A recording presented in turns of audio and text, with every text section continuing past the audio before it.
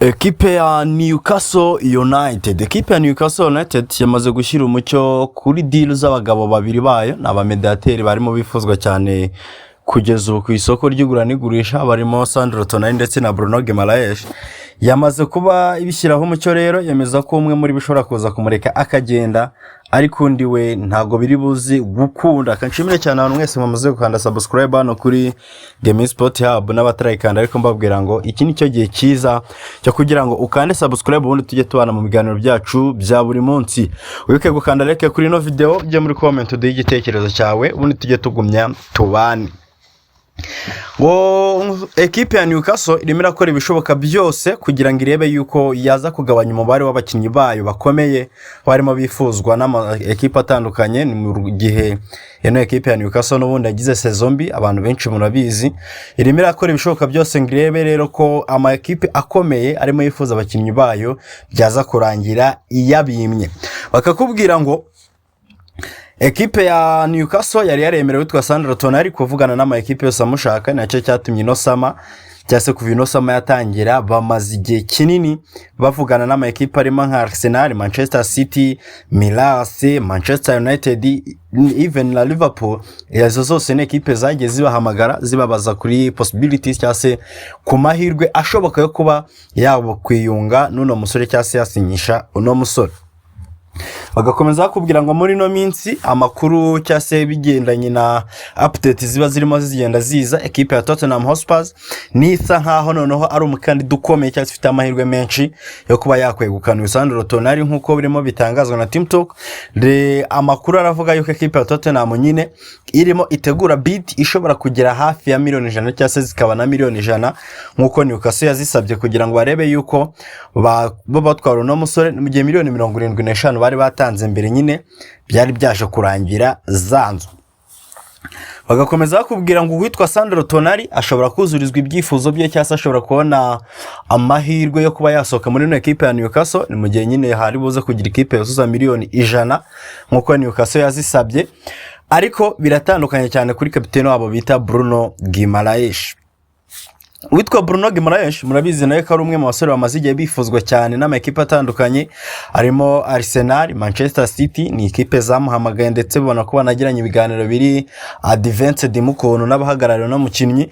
Ekipe ya Manchester United, even na Liverpool nazo ni ekipe zari zahamagaye zibaza amakuru no mugabo nubwo zahise zisa nk'izibigendamo gake, ariko abahagarariye no mukinnyi nyuma yo kwikura mu biganiro byo kongera amasezerano na Newcastle kubera yuko bari bamaze kuganira na Arsenal ndetse ari n'ikizere cyuko baza kuba berekeza muri no ekipe ya Newcastle. Ibyo byose yabivuyemo nagashaka kuza gutandukana n'uno mukapiteni wayo. Murabyibuka neza ko Newcastle yanze bid ya miliyoni 55 zari ziturutse muri ekipe ya Arsenal kuri uno mugabo Bruno Guimaraes. Byari birimo bivugwa yuko Arsenal yabirimo irategura bid ya miliyoni 80 yezo kuba yasubira kuri uno mukinnyi, ariko noneho ekipe ya Newcastle yamaze kwifata umwanzuro ndetse inatangariza abantu bose ko uwitwa Bruno Guimaraes, uwitwa Tino Livramento, Lewis Hall, Malik Thiaw, even na n'uyu rutayizamu wabo baguze ejo Nick Ortamade, ko abo bose nta ekipe nimwe bari buze kwemera cyase nta offer nimwe bari buze kwemera kuri abo bakinnyi. Nubyumva neza umukinnyi wenyine usigaye mu bari arimo baravugwa n'ubundi n'uyu Sandro Tonali kuko bamaze kuba basaba miliyoni 100. Ni ibintu biri officiel bavuga ati miliyoni 100 ni muzizana turaza kuzifata, ariko bitandukanye cyane n'abantu ba Lewis Hall ba Bruno Guimaraes. Ayo mafaranga yagiye avugwa ni possibilities nkuko nyine umunyamakuru nka Fabrizio Romano aza akavuga ati batanze bid ya miliyoni 50 barazanga, atari ko nkurikije amakuru mabwa wenda n'abantu biwe. Gusa ekipe ya Newcastle yamaze kwibishyiraho mu kivuga yuko itari boze gutuma bano bakinnyi bayo bose bagenda. Agakomeza bavuga ngo ekipe ya Newcastle ntago yishimiye kuba abakinnyi bayo barimo bagenda bahuzwa n'andi ma ekipe, ndetse umutoza Eddie Howe yamaze no kwitangariza yuko nibadakora igishoboka icyo ari cyo cyose mu maguru mashya ngo bahagarike izo nkuru, bahagarike no kuba izo transfer nyine zaba bishobora kuza kurangira bibahombeje ikintu kinini cyane ko bishobora no kuza kwisanga nyine abo bakinnyi bose umutima utajyari wo kuba bakorera ekipe ya Newcastle. Bafite ikizere cyuko uwitwa Bruno Guimaraes nubwo ashobora kuza kwanga kongera amasezerano akaguma aziritswe na contract, byibura bari buze gutuma nyuma y'ino sezimwe azaba yaramaze kwa converted no kuba yahita yongera amasezerano. Ariko nanone ikibazo gihari n'icyo cyase ikibazo bari kwibaza ni kimwe, mu gihe turi buze kuba turetse uyu Sandro Tonali akagenda akajya wenda tuvuge muri Tottenham no yuzuzo miliyoni 100 cyangwa se even Manchester United, noho tukazibira Bruno Guimaraes akaguma hano, kandi wenda equipe ya Arsenal yarazanye nizo miliyoni 80 nkuko yarimo biteganywa, bari kwibaza ese noneho uyu Bruno Guimaraes araza ko akiri kuri ya level yo kudukinira no kuduha ibyo yashobokaga. Ariko se nanone mu gihe twaba turetse Sandro Tonali tukareka Bruno Guimaraes bakagenda, tukangira Lewis Hall na Tino Livramento bo tukabagumana, byagenda bite? Ibyo byose rero bagasanga n'ubundi nta mahitamo yoroshye, ariko baravuga ngo tubaretse bose ngo bagende, ubwo biraza kwita bisa nkaho dusubiye mu gutangira projet kuri zero.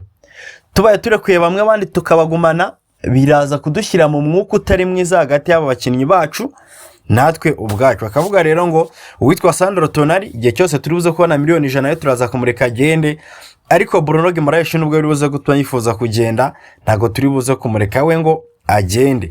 Nk'umwanzuro wabo rero akavuga ngo mu gihe cyose Tottenham yabitanze zino miliyoni 100 turaza kuzikoresha tujya kwigurira abandi bakinnyi, ariko ntago turi buze gutuma abakinnyi bose bagenda. Amakuru yari akaba arimo yemeza yuko equipe ya Arsenal ari igomba kwita ifata intambwe cyangwa se igomba gutera intambwe ya mbere kugira ngo irebe yuko yaza kwibona umukinnyi wayo, cyangwa se none bakemeza yuko mu gihe cyose Arsenal yabibashe gukonveka iyi equipe ya Newcastle, ariko bikaba mbere yuko uwitwa Sandro Tonali asoka muri no equipe, niyo mahirwe yonyine hari ko babona Bruno Guimaraes. Undi gisigaye no kurebera kwa simbura bibe barimo nka Manuko ne twaze tugarukaho Ayub Wadi ndetse n'abandi ba mediateri bagiye bahuzwa n'ino equipe.